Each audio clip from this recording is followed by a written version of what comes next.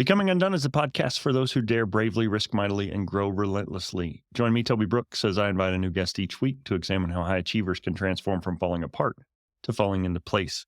This week's guest is a familiar figure to many Texas Tech fans, but shrouded in mystery behind that mask, former master writer Ashley Adams joining us today. Welcome, Ashley. Thank you for having me. I'm really excited about this one. The Texas Tech master writer, for guests that aren't familiar, probably the most visible thing you do is lead the football team on the field, but that is by no means the only thing you do. And I've been amazed as I did some research how many appearances you do as an ambassador for the university. And as cool as that is, oftentimes we don't realize that there's a story behind that figure on the horse. And that's a pinnacle achievement for those who are honored to have it. And so I'm looking forward to digging in and hearing your story. So I always start with a little bit of a softball. What did you want to be growing up and why? It's really funny. Every time somebody asks that, they don't believe me, but I have pictures to back it up. In kindergarten, they did, "What do you want to be?" And I said, "The Texas Tech master writer." Like, I thought that was something you got into and you got to, that was a career. I followed, there were several master writers that I knew when I was super, super young, and we followed one of the poor mouse riders around everywhere she was. My mom was like, "You just gravitated there." And so I have always said that I wanted to be the tech mouse rider, and I thought it was something you got to be forever and ever. But I'm honored I got the opportunity to do it for a year. And that's what I said I always wanted to be when I grew up. With dreams and aspirations like that, I'm guessing you're from the area. So start at the beginning for you, wherever that was. So I was born and raised in Lubbock. Funny, I did an internship in Oklahoma when I was 17 in high school. And I remember telling my mom, like, I had moved to Oklahoma, like, taking my horse, first time out of Lubbock. And I just remember telling my mom, I can't go back to high school. I can't go back to, the biggest thing is, did I remember my phone charger? And she and my dad were, okay, like, just keep upping your horses. It'll be good. You can come back. And the more time I spent there during the summer, the more at 17, if you didn't wake up for your alarm, there was nobody getting you up for work. And I got to see a glimpse into a world that, like, as a kid, you only dreamed of. And so then I asked my then boss, and I was like, how do I get where you're at? And he was like, your education, the biggest thing you can do for yourself. Courses can be gone, money can be gone, but you have to have an education to fall back on. And I remember thinking, that's what I wanted to hear, because you're 17 and you think you know it all. And I started really looking at where I wanted to go to school. And having been from Lubbock, I always said, I don't want to stay at Tech. I want to move off. I want to go and do bigger things for myself and prove that if you're local to Lubbock, everyone's, oh, you're staying in Lubbock. And you're like, I viewed it very different than I do now. And then I started doing my research on Texas Tech, and I was like, man, if I'm going to go anywhere, this is the school. This is the school I want to go to. They have a ranch horse team that I had the honor of competing on and being a part of some national titles over on that side. But they also had the education of what I wanted to do. And so it's funny, I said, never saying, and I got my bachelor's and my master's, and I would give anything back to this university, and Lubbock is home. And so it's just funny that circle that it comes back, that being from Lubbock, didn't want to stay. And then now you're like, man, this is happiness is Lubbock, Texas growing nearer and nearer. Honestly. Yeah, I think oftentimes when we grow up in the midst of something, we don't really appreciate it. And it almost takes time or season, or at least the consideration of being away to really appreciate it. So you end up at Tech, you pursued both your bachelor's and your master's in animal sciences. At that point in your growth and progression, where did the mask writer fit in? Was it still childhood dream, or was it something that you were actively working toward? Both. So I feel like I should back up. Being from Lubbock, we had gone to football games when I was young, like tiny, like I think 3 or 4. And my parents were just hopeful that they could make it to halftime. And they said that they got to stay the whole game because I just constantly was watching for the horse and finding it. My parents were like, oh, maybe this is just a phase. And it had always been in the back of my mind. But during my bachelor's, I was really happy showing on the ranch horse team. I got to show my horse. I was doing, not that you've got your blinders on, because it all happened for the right reason and the right time. And I truly believe that. But I was like, nope, this is what I want to do. And it wasn't until my senior year, I was like, ooh, I don't know. This has always been a dream. I had friends that had done it, and I had just really seen it from a very outside lens. So I tried out the first time in 2017, didn't get it, graduated the following month, went and worked over in Aubrey, Texas for a bit, and just really realized that I was not in the right place. And grad school became an option. And so I came back home, and one of my best friends at the time was the 57th mass rider. And moving home, like, just a lot of things had happened in my life, like that move back home. We had some family. We lost my grumpy. So many things had happened. And I remember being like really unhappy. And Lindy was like, why don't you come with me to a few appearances? I need the help. You need something to do. And so that was the first time that I remember being back around in the industry and thinking, oh, I missed this. This was always a dream. And getting to see what she went through on the backside, because everyone, you see the football runs, but you don't see everything behind the scenes. And I remember thinking like, okay, I'm coming for my master's. I've got to try for myself. If it doesn't work, it doesn't work, but I can always say I at least tried.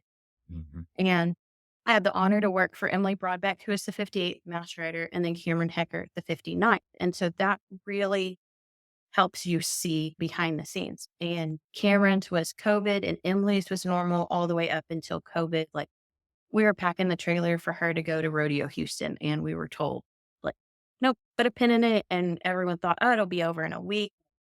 Y'all can just go at a later date. And then, of course, everyone was naive to Mhm.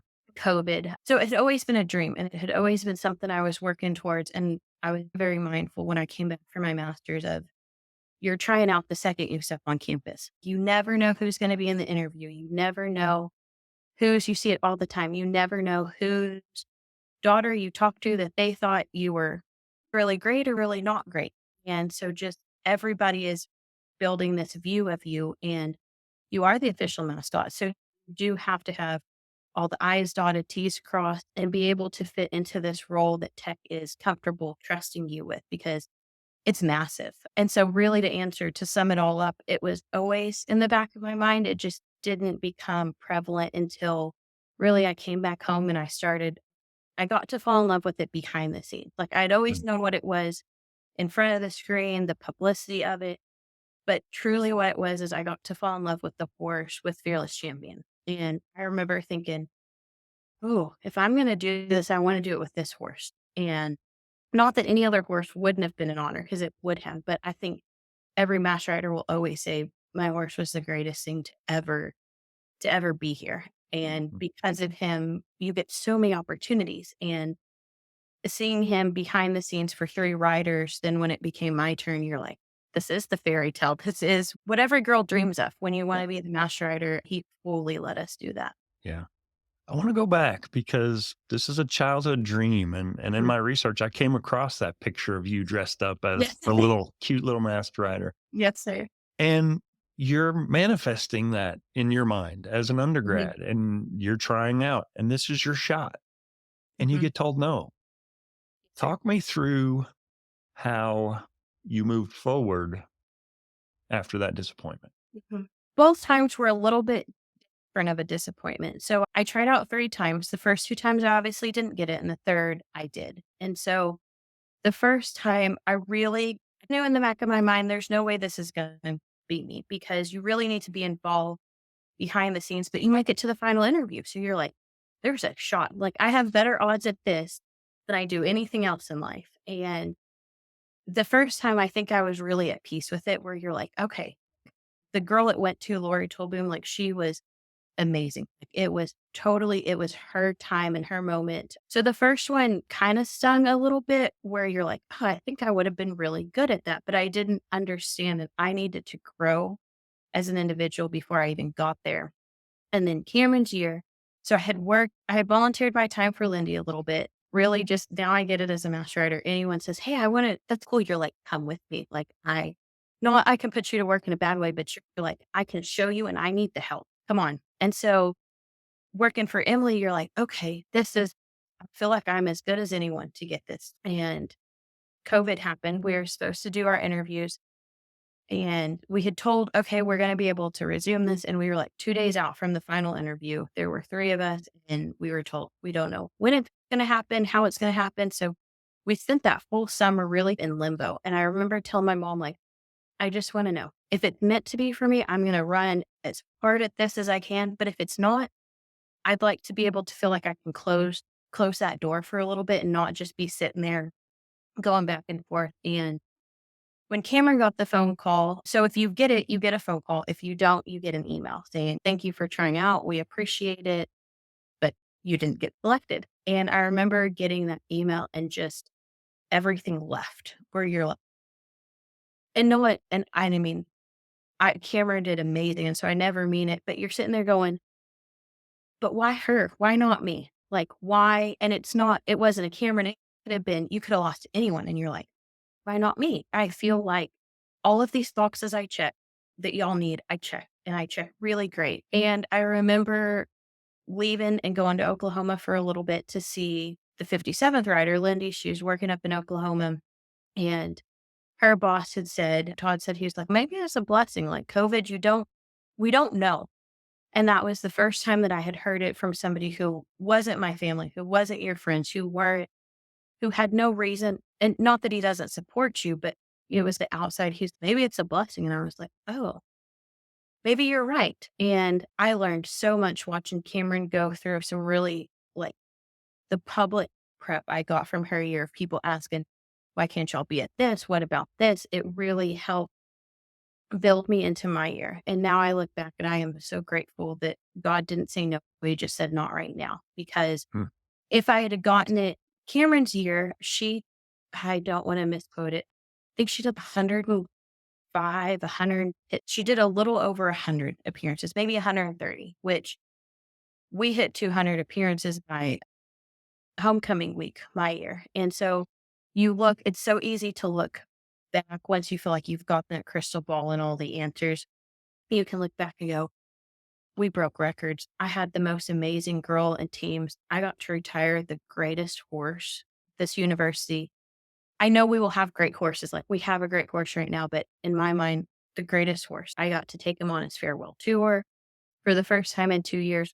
We got to run at Houston and Fort Worth and just he let me fall in love with myself again in a way. And every day you're with him all the time. And it all worked out for a reason. And I'm so grateful I didn't get it Lori and Cameron's year because I wouldn't have had my year. And I think any master writer can say that because each year is so specific and unique. Ashley Hartzog, they had a ESPN college game day. And so she got to run Midnight Matador up the engineering key. I got to run at the bowl game. This year's master writer got to go to New York for the Macy's State Parade. And so each year is so Caroline got to bring in a new horse and Centennial Champion. And so each year is so specific and unique. And I think it's really easy once you've sat in that saddle to go, oh, there's a reason. There's a reason it didn't happen. But in the moment, I just remember thinking, why not me? Like I could do this. I could be great at it. But then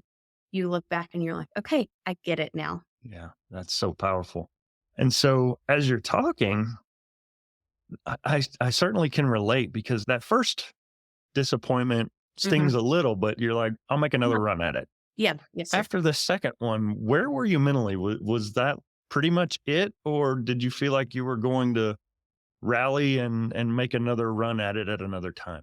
Um, I knew as long as I was in school, I was going to try for it because I'm the personality that if I didn't, I would always look back and go, should have, could have, that could have been me. And so I knew for myself, as long as I was in school at Tech, I was going to be trying out. And at some point, you have to do stop and evaluate. Are there just better candidates than me that I can just keep getting better? Or do you truly not fit the role? And I remember walking out the interview, I got it. So it was on Zoom. And so it was a little bit different. I was used to the other interviews, you walk into a boardroom, they sit you at the head of the table, and there are 15 to 20 people questioning you. And it's very intimidating where you just sit there and you're like, ooh, these are the people that when you get it, you work very closely with. And so I remember all the prep ahead for the Zoom because I wanted the lighting to look good, my outfit to look good. Like my poor parents, we probably did 30 Zoom interviews. I'd go up to my mom's office, situate everything to make sure that you were putting your best foot forward because you're like, they can't meet me, they can't see me. Like, this is as close as you get. And I remember being done with the interview, getting done, telling my mom and sister because they were sitting right outside the door. My whole family was so supportive. And I remember thinking, if this isn't my time, this is as good as I get. Like, I truly, it was the first interview I walked out of in peace. If I got it, I was going to run as hard at it that I had ever done anything. But if I didn't, that was my answer of, this is as good as I feel. And unless there's just something I'm not seeing, I don't think this will ever be me. And it was just, I remember being so at peace with it and so nervous at the same time. I can go back to that day where you're just, our boss told us, I'll call you at noon and it's like 11:30 and I've got my phone open and I'm just like refreshing the email because you're like, okay, you start feeling like there's no way. You start getting in your own head of like, why, of all the people, why do I deserve this honor? Like, why me? And then phone rang. And I just remember stopping and I was at my parents' house and my mom and sister were there. And I just remember looking at them and I just started crying. And my mom's answering, like, hold on. And so I answer and Stephanie Rode, who she's the director of the Spirit program, and we call her, she's our people boss. Like she makes sure that the master writer, you as a person, is putting your best foot forward. And so we've got three bosses. And so she said, we always say she's your person boss. And she's, hey, Ashley, it's Stephanie. And I'm like, yes, ma'am, I know. She's, I have some really good news. I have some really bad news. What do you want to hear first? And I was like, bad news. And she goes, bad news is you have to spend a year with me. And she goes, good news is we'd like to offer you the position as the 60th master writer. Is this something you want to do? And I was like, I couldn't even get it. And I was just like, yes, ma'am. Yes, ma'am. And so she's okay, take a moment, go through. And she knows I was not her first master writer. I think she's 30 of it. She's 20 to 30. She's had a significant amount of master writers. And so she understands that day of the phone call, just all of a sudden it hits you. And she's like, Cameron's going to be in touch. Y'all will start doing the behind the scenes process moving forward. And I just remember getting off the phone with her and just crying and just bawling. And so then you go through the whole calling everyone. Like I called my dad, I called my uncles, and for about 3 weeks before the public knows, because you've got to get fitted for everything, meet the people you need to. And it starts really setting in. I remember driving past the Jones and I'm driving past and you can see, it used to be Lori was on one of those stairs and Rachel was like on the parking garage and seeing that. And I just started crying again. And I am not emotional. And I just remember thinking, oh, this is me. Like this is happening. And for a little bit. So it helps you get mentally start preparing for it, start going through what I want to do, how I want to start shaping my year. And the most important thing is finding your assistants, finding the girls that are going or guys to help you through your year. But in that 3 weeks, I've got it. I always poke fun at him. I have an uncle that's like loves tech, went to everything for me. And I called him and he was so excited. And I was like, if you say anything to anyone before tech announces it, like you can't come to anything right. He was like, what? And I said, Dennis, this is Tech's news to give. It's not my news to share. It's not your news to share. This is Texas Tech's news. And he was like, how do I keep this a secret? And I was like, you call me, you call my mom, or you call Berkeley, or you call grandma and you can talk to them about it. And he was the first one at transfer of reins. It was my parents, my grandma, and him. And it's just, that's how big of a support system I had my year. And so it really is just incredible the process that it starts moving you forward through and rapidly too, because you're trying on the blacks at Dollar Western Wear. And that's the first time you see yourself in a black shirt, black jeans, and your boots tucked in. And you, oh, like, okay, but it still feels like far enough away where you're like, we've got 3 weeks. Something's going to happen between now and then that I don't get this. That's what I kept telling myself. And then you try your cape on for the first time and then you get your mask and then you're all of a sudden the day of transfer of reins and you're like, okay, we still have 2 hours. Like something can happen. And then all of a sudden you're walking out and you're tacking up Fearless Champion for the first time in the at transfer of reins, when the master rider gets on the horse, that is the first time they have ever sat on that horse. And I think it's amazing because you've got to have, as a rider transferring it, up until that moment, the horse is yours. But when you're new, I remember looking down and seeing his neck and the black saddle and the black jeans and the cape and going, oh, I get this for a year. And then you go through, you take him home and you put him up and you're, okay, what's next? And what's next is I already had 10 appearances on my calendar. And so that's the other side that the public doesn't see a lot is you're a full-time student at the same time. So I'm working through my master's. The summer it gives you a really good time because I didn't have classes, and you get to really learn your role and you get to figure it out because you've been the assistant. You've been the one making the judgment calls of, hey, it's time to leave. Hey, it's this, like kind of helping that rider through things. And then all of a sudden your girls are sitting there asking you, do you want this? Do you want that? And you're like, to make those calls. And so it's a little bit of a transition, and you know what you're getting into, but you don't at the Yeah. same time because you've always been on the backside. Like you get to leave after football. We get home from football at 6 o'clock kickoff at 10 or 11 o'clock at night. My girls got to go home, and it was 11 or 12 or 1 o'clock before I'd get to leave. And they got to sleep in on Sunday mornings, and I was back up at 6 making sure Fearless was eating and he was turned out and all these things. And I had amazing girls. And so there's so much that until you get into it, you're like, oh, wow, there's way more behind it than I ever realized. Yeah. I think you hit the nail on the head, and my next question was gonna be related to that. This little girl that had dreams saw this Mhm, horse running out on a football field, and mhm. that's a few seconds. Yes, sir. When it happens and you're named the Mhm, 60th Masked Rider, what in that year you mhm, had a peek under the hood, you knew what it was, but sometimes you just really can't understand a role until it's been given to you. mhm. So, what were some surprises of that year that maybe you weren't fully prepared for?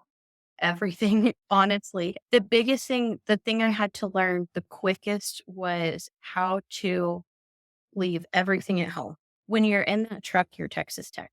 When you're outside of that truck, you're still Texas Tech because people always recognize you. And so for me, really learning, I could separate my personal and my professional life really easy. Maybe sometimes a little too good. We're like, you forget that you are somebody outside of this role. And so learning your role is really hard. But again, Fearless made it so easy. I think if he could have talked, it would have been like, kid, just, I know where to take you. I just need you there so that I can go where I'm going. But also being a boss, being a leader. So I had four amazing girls that helped me through my year. And you're so close to them in age. I was significantly older because I was 25 when I was Mass Rider, and they were all sophomores, juniors, and Michaela was a senior. But you're friends with them. You pick people that you know are going to be in your corner, that you've got to have them there on your best days celebrating with you. But they were also the girls that ran to me on my worst days and let me, like, they were the best group of girls I could ever ask for. And so learning how to, that your friends and they're doing this because they love you, they love the horse, and they love the program. They get no recognition. They're not on the football green. They're not the ones people are taking pictures of. They're the ones that, as you're walking down the ramp to football and the horse poops, they've got to stop and clean it up. They're the ones that are moving people out of your way and making those enemies, and not enemies, but move people don't like to be stumped at things. They're like, why can't I keep walking? And they're like, we've got a horse coming through. And so these girls sacrificed a year of their life to let me live out my dream. And those four girls, I can never tell them thank you enough. We got to go to Memphis and run at the bowl game. And so part of it, it was such a long trip out there, we had to break it up. And so we left here on Christmas Day, drove to Dallas. One of my assistants met me in Lubbock and drove with me from Lubbock to Dallas. Caroline's family was from Dallas. And so we ate Christmas dinner with them. Fearless stayed at her family friend's barn. And then we left the 26th to drive the rest of the way up to Memphis. That botched their whole Christmas day plan. And when I called them all, and that's again, when you're getting the invitation to run, you're like, there's no way this happens. That's what I kept feeling like my whole year. There's no way this gets to happen. There are so many moving parts. And I called them all and I was like, y'all don't have to say yes because here's the timeline I've built out. Here's what we're having to do. Here's where we're needed. And that means we need to leave. We need to be in Dallas, leave in Dallas at 26. So y'all can come up at 26. You can come up Christmas. And they're all like, we'll be there. Like, and I was like, no, please check with your families. Please think about it. And they were all like, no, like, why would we not go? Like, this is a once in a lifetime. And so for them and their families to make the sacrifices they did to let me have my year, nobody prepares you to be a leader and growing into that role. And then nobody prepares you for the hard reality of the public. And I caught such a great end of it with fearless retiring, but how you go to so many and everyone has an opinion and you go to parades and people are telling you to do the hook and horns and you're like, absolutely not. You get people who I had one gentleman tell me that the tradition was no longer iconic since we didn't get to run around the whole football field. And you're like, you can't change what he thinks. That I was like, I'm one of 60 who's gotten to run a horse on a football field. There are no complaints for me. And also the nerves. Like I can go to a very quiet place and I think that helps from showing horses. Like your nerves, they can feel. And so I just remember telling myself in a lot, just you're with fearless. Nothing like he's got it. Like he just needs you there. And I remember the first football game, like those nerves when it hit, like that was probably the nerves and learning to control yourself and just know I can control what I can control and everything else. There's systems in place. And so I've very much learned because I like to control a lot. If I can do it, I'm going to do it. So I know I've done it and it's done how I want it. But it made me let a lot of things go. I had to trust that my field safety was going to keep anyone from walking in front of me. I had to trust that at the bowl game, when the photographers who don't know are in your path where you're running and you're watching your girls arguing with these photographers, trying to move them out of the way. Just all of these things I learned my year. I can only control what I can control. And that was how I presented Texas Tech and the care that I gave to my horse. And I feel like I did that and I did that the best I could. And I do it all again for that Yeah. horse. The horse before him served 12 years and he served 10. Okay. But he just got beat by a little bit. Midnight Matador served 12 years. The Fearless Champion served 10. So they're significantly the longest serving. Yeah. Did you know during your year that would be his last year? You start getting a feeling about before football started, you're okay, this like something in you just told you. And there's a lot behind the scenes that you can see moving and that as you're aware of. But I just remember telling myself, I'm not believing it until I'm told. And it was probably a few games into football. My horse boss, and so we've got a vet, our person boss, and then the boss of the entire program. And so Dr. Sunham's the vet, Stephanie's the ferret program director, and Dr. Jackson is over the whole program. And I remember walking into Stephanie's office and she was like, so Dr. Jackson and I talked. And I just knew. I started crying again. And I was like, really? Like this is really happening. And it's really happening. And I was like, we probably had 2 or 3 football games left at that point, like, knowing, but the public doesn't know. And so that was the hard thing is so much before the public knows. And I just remember thinking, nah, there's no way this happened. And we work really closely with Cardinals with Bradley there. And we were at a soccer game and he walked up and goes, hey, how's it? And you're talking, making small talk. I could just tell there was something he wanted to say. And he goes, so I'm making the shirts. And I was like, what shirts? And he was like, the shirts for Woody's final run. Cause that's what we called him. That was his barn name. And I was like, what do you mean, Bradley? And he was like, you don't know. And I was like, no, I know. You're making shirts. And I remember looking up at my girls at soccer and there was a line starting to form and my girls could read me so well. And I just remember looking at him and I can start crying again about it. I just remember thinking, oh, they're making shirts. This is happening. And Bradley just stood there with me for a minute and just was like, whatever you need. And I was like, I know my parents are going to want some shirts. And he was like, we'll have your parents some shirts. I just remember getting in the truck and we were all pretty quiet going home. because you understand the significance of this moment. It's not just you in this course, but I got so many DMs on Instagram. And that's the other thing the public doesn't know is it's us running our social media. So you see everything. You see all the really great things and you see all the really bad things people message you. And I remember thinking, this is happening. And it was the most significant thing I've done because we got so many DMs of we're coming to this game to watch him run one more time. Like so many people. You still talk to football players that because we didn't get to do a touchdown run that game.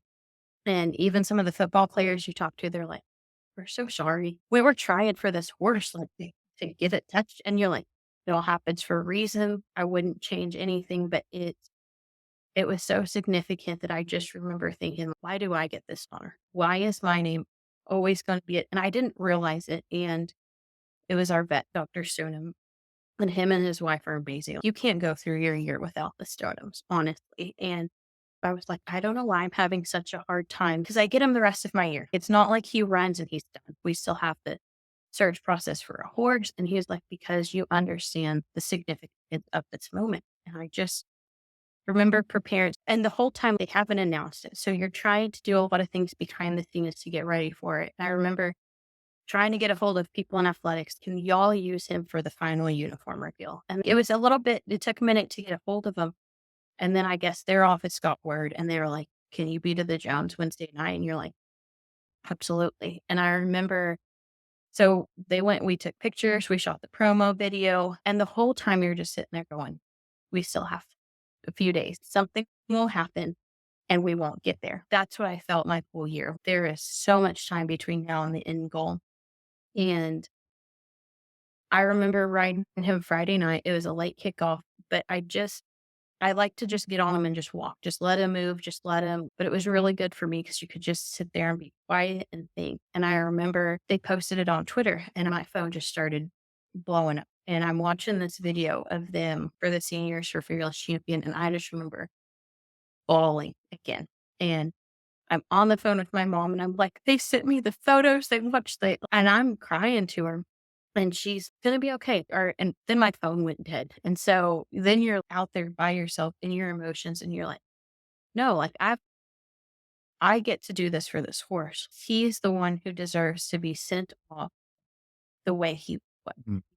gave so much to Tech. And then Tech did a phenomenal farewell video for him. And I've been able to watch that once. Taylor did such a great job. And I've watched it once and I've watched it partway through because they captured everything. And the whole time you're going through this with your girls and Caroline and Maddie, who worked with me, they worked for Cameron. So they had known this horse before. They had been a part of field safety. So many people, you get wrapped up thinking, I'm the only one going through this. And then you're like, no, there's so many others. And I had such great girls. So I would get Fearless ready. Like I'd ride them, I'd bake them. They would clean the truck, trailer, clean my tent, all of these things to help you get prepared for the day. And we're getting ready and Ashley Rogers and Taylor show up to start taking photos and videos. And I just remember normally the girls would jump in and start doing stuff. And I just remember looking up and they were just all standing back. And I was like, man, they're not. And then I realized they knew I needed those moments by myself, getting him ready. And it was one of the most powerful things. And he is the greatest horse. And getting down there for your last football run, it hits you like a ton of bricks. Yeah. I'm a professor in the athletic training program, and we typically take our students out to the therapeutic riding center once a year just to experience hippotherapy. Yeah. And I remember being so skeptical of hippotherapy and therapeutic Mhm. riding when I first heard about it. I'm like, it's pony rides, but it's not a real thing. And you go out there and you see it, and you see an autistic child that Mhm. communicates for the first time, Yep. or someone that hasn't walked develop posture. And Mhm. it dawned on me, and every time I go, I walk away with a deeper appreciation for just how therapeutic a Yes. horse can be. Yes. And it's easy to say you were the master rider, you rode the horse. Do you feel like it's better said that he carried you? He absolutely carried me. My year, the tunnel came down and then it flattened off and then dropped back again. And I remember hitting the flat part for the first time and thinking, what did I do? I don't want to be here. I don't want to do this. Like the nerve, because you only run your horse once in the stadium before football. So I had run that Thursday night, and then Saturday night, you're running in front of everyone for the first time. I'd been to the Jones, but it had been empty. And the Jones empty and the Jones full are two totally different experiences. And I was coming down that flat part and I could start hearing the band and I could start hearing the music. I remember thinking, I'm good. Like we can go home. And I just felt this very calming. And I just looked down and it's Fearless is just walking down like it is a normal thing. And here's ears are flopping, and you're like, if he can be here, I can be here. And I just remember telling myself, and I knew my whole year, this horse has got me. There was never a moment where you're like, I shouldn't be here. I shouldn't be doing this, because he was always that steady, that constant. He fell asleep on the sidelines. And I had seen it from standing on the ground, but I had never experienced it. This horse is fully asleep on the sidelines. And you're like, we're about to run in 20 minutes. I need you with the program. And they get to a certain point in the pregame songs. And the last thing I remember hearing is the national anthem, because after that, everything just goes dead quiet and you're walking in your circle. And I just remember telling myself, I've got to be able to wiggle all of my toes so that I don't freeze up. You're just sitting there stand loose and you can feel this horse like just start building. And I'm like, oh, he knows. He knows what he's doing. And I just remember in that moment thinking, everything's fine. I've got Fearless Champion. He just literally needs me here so that he can do his job. And people always ask, I think that you should change the description of Master Rider. You are the official mascot, but you are the driver for the horse to go see his public. And what love seeing people. People love seeing him. And he was so big, he was so powerful, but he was so kind. And so he absolutely carried me my year. I could not have done my year without that horse. That's fantastic. I think it's wonderful that you got the chance to help him into his career. And obviously, it's, I guess, sad to little Ashley, you don't get to do it for the Mhm. rest of your life. It's not Yeah. a career, it's a one shot deal. So, talk me through that process. There's a formal passing of the reins, but psychologically, at this point, my time's come, it's gone. I'll Yes, sir. never get to do this again. What Mhm. were the days, weeks, months to follow like for you when that season of your life came to an end? So it's interesting before you've passed the reins, when you're the one getting the reins passed to him, you see this year and you see this is what I've worked for. And your best day is somebody's worst day. And you don't realize it. And that's something else I learned is you don't know what somebody else is going through. I only knew my emotions. I could look up and see cameras and be like, oh, that's going to be me in a year, but that's in a year. That's never going to happen. And then I transferred to Caroline. And so she was one of my assistants. And so there's a lot to be said to transferring to somebody because you feel like, okay, I can trust this person. She's seen it. She's been with me on the best days and the worst days, and they've seen every moment in between. But it's really hard. But I was so good at separating the personal and professional that I looked up in a year and I didn't know who I was necessarily outside of that role. And it wasn't, and I love my job as a ghostwriter. I would do anything to have it back with the horse with my girls. But I remember looking up going, what I don't miss the job, I miss my horse. And leaving him was the hardest thing, like the hardest thing I've ever had to do. I think any of the master writers say very easy to leave your job. It's very hard to leave that horse because they're with you 365 days. You feed them twice a day. You're going to appearances with them. I saw them more than I did my own family. And it's just when you get on that side of it, I had to learn really quickly who I was again. And that took quite a bit of time. That took honestly almost a full year to watch. And it helped. I watched Caroline go through it with not my horse. Centennial Champion is a part of this program, but I don't know what it feels like to ride him. I don't know really those emotions. And so I was able to separate it again really good. But it was hard that first year. Memories would pop up and you're like, oh, this time last year we were doing this. And here I am doing this. And I remember there were several moments I was probably really not great to be around that you were like, last year I was doing this. This year we're just sitting around at the house. And so that was really hard. And then I had a really hard time even wanting to be around another horse that wasn't him because you're like, he let me do everything. And I had to learn. Everyone would always ask me, what do you want to do? My boyfriend tried really hard. He was like, what do you want to do today? I'm like, what I want to do, I can't go do. He pick something I can help you go do. I don't know how. And my mom was feeling like, you can't. And I'm like, I know, but I've never had something I learned. That was the first job I ever had that I learned. If you love what you do, it never felt like work. It never felt like you were working. It just felt like another day and you were blessed to be there. And so it took a lot. It took a lot of talking it out loud, letting yourself go through the emotions, but then really for me, finding my next, finding what is next. And I think to a degree, you always struggle with that after this job because you're always like, man, I ran a horse down a football field and I did X, Y, and Z. And here I am now doing this. And so I had to learn to be very happy with where I am now and not wish to be anywhere else. Right. I think there's no doubt 400 plus appearances, full-time grad student, like anything else would feel like part-time work. And Yes. so today you're a marketing coordinator at Mass Writer Capital Mhm. and own Ashley Adams Media. So talk me through what your day-to-day looks like in 2024. Yeah. So my day to day looks entirely different. And I always tell people I left one mass writer job for another mass writer job. And for Mass Writer Capital, I'm their marketing coordinator.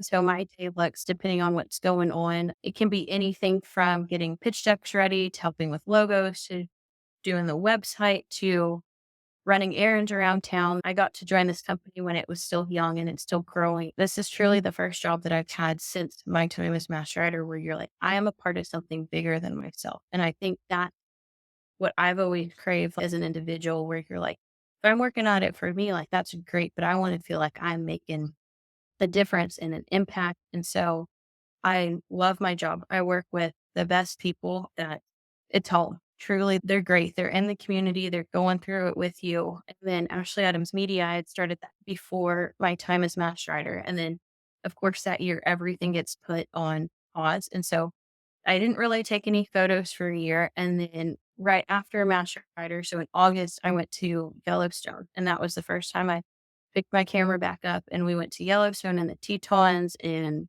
Mount Rushmore, did a big loop around. And I remember thinking, oh, I this again. You got to fall in love with it. I remember my media's let me fall in love with the day to day again, where you get to tell somebody's story. You get somebody out of all of the photographers, out of everyone to design a logo, out of everyone to build a website and help, whether it's engagement photos. I've never done a wedding. That's a big step, but senior photos, engagement, anything, somebody picked you out of everyone out there. And so it's really let me fall in love with something bigger than myself again in a way, because a lot of people you can look at it as, oh, you're just taking photos, but you're capturing a moment for that person that they'll always look back and go, oh, I remember when fill in the blank and they can pull up your photo you took.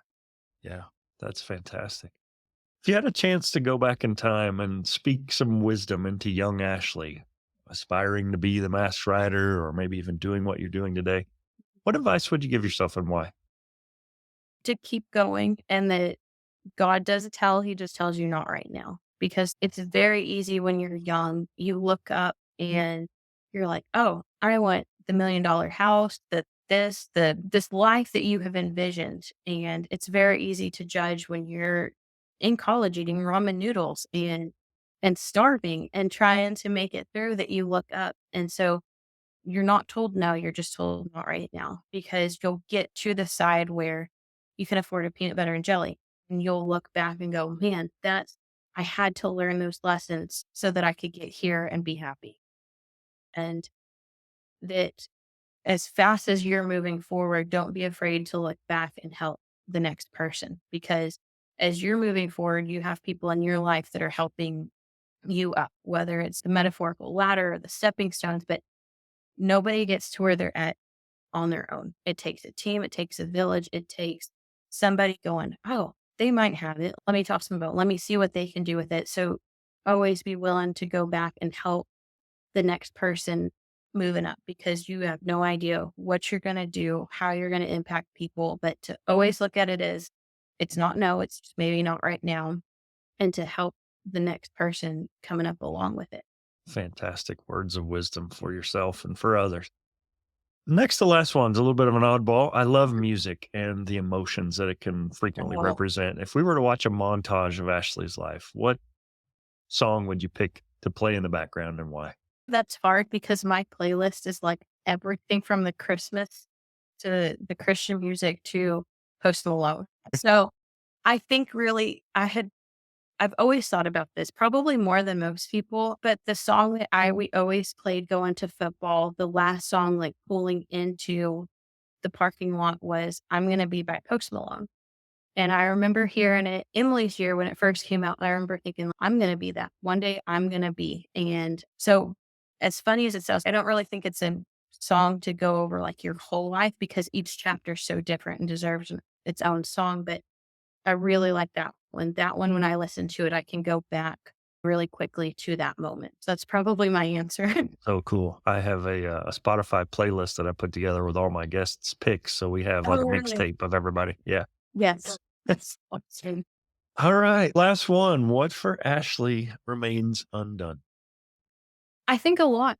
I think the second year I have reached wherever I'm going is when you start getting stagnant. And so for me, I have always been the one to think 5 steps ahead. I can overthink something. I've got a plan for every stage, but truly where I'm at in 5 years, I don't know. I know I love my job. I love what I'm doing, but I would love to be able to be at a place where you can give back to your university, to the next group of kids coming up through the tech mentors team, through the master writer program, through maybe it's a first generation college kid, but being able to be there for to give back into your community because my community gave me so much. They gave me the opportunity of a lifetime and being able to pour into that. I really don't. It's the first time in my life I don't have oh, in 1 year I'm going to do this, in 2 years. But I know looking forward, the person I want to be and the person that each day you're moving towards. And so I think there's a lot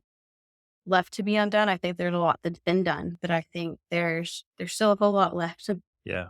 That's wonderful. If folks want to connect with your work or follow you, how can they find you on socials? I have a personal and professional social media. So my personal is Ashley Adams, and I don't really share a lot on there anymore, but I shared a lot throughout my time as master writer. My media one is Ashley Adams Media is on Instagram, and then Facebook, it's Ashley Adams Photography. I've got a TikTok from when I was master writer. So I had a lot. I don't have Twitter. I've never, or what is it called now? X, yeah. X. I don't have an X or Twitter, but other than that, I'm on just about everything else and as personal and professional. So whatever people want to follow, that would be great. Awesome. Ashley, I sincerely appreciate your time. Such a powerful story. You've been a fantastic ambassador for the university. That's a heavy load to carry, and most of us don't realize what goes into that uh, goosebump Yeah, inducing run onto the football field. I'm going to drop videos into the link here so that folks that listen that haven't seen that, there's nothing like it in person, but seeing it in video, it's certainly fantastic. So thank you so much for your time. absolutely. And I think the coolest video, and you can cut this out, but the coolest videos, we did a helmet cam. So like you can actually feel like see what it's like to run down the field. And I remember hearing watching my video back and thinking, oh, people cheered. Like people cheer when you run because it's just so quiet. But I think that's a powerful video because you get to see how much our horses in this program love their job, like truly love it. So I really appreciate your time and letting me tell my story and tell a little bit about Fearless Champion and what this university in Lubbock's done for me. Yeah, that's great. Last little bit, I'll stitch this in. If you could just introduce yourself and say, and I am undone. I am Ashley Adams and I am undone.